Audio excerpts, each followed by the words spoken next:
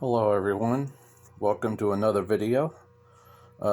In this video I want to show you how to turn off the signal, and the signal being that noise that sounds it makes when you activate various functions of the machine,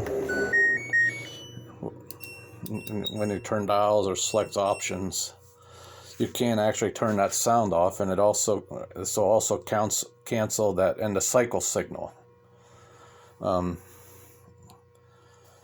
to do that, all you gotta do is find a button with signal on it. On my particular washer, it's right here on the cold. It's on the cold wash button. As you can see, there's a signal under there with the star. And this works with any function on here that has the star on it. As you can see, just hold 3 seconds for the extra function. It's not going to make a sound when it cancels though. So you might want to just count like 6-7 seconds just to make sure it's canceled. And as you can see, by doing that, all the sounds are gone. As you can see, I'm turning the knob, changing cycles, even the power on, power off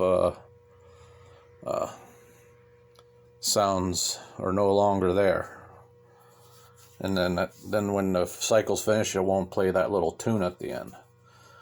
If you want it back on, all you gotta do is hold it 3 seconds.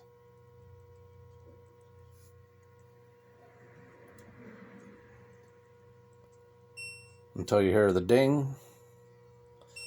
I didn't mean to turn the cold wash on, that doesn't matter. If you take your finger off too soon, that's what'll happen. But as you can see, now all the sounds are back again, including the end of cycle signal. On my particular washer, the LG, with my matching dryer, my dryer also has that option. As you can see, there's the signal on the dry level. As you can see, my dryer makes the same sounds as you power on and off and select various options. Same thing with this one, just hold the dry for 3 seconds. You can count 6-7 seconds if you want, because it won't make a sound when it does go off. As you can see, all the sounds are off. If I want the signal again,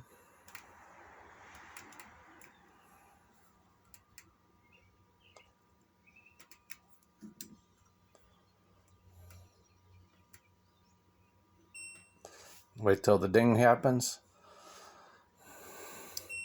3 seconds. All my signal cycles sounds are back again, including the end of cycle signal. I just wanted to show you that little trick if you're one of those people that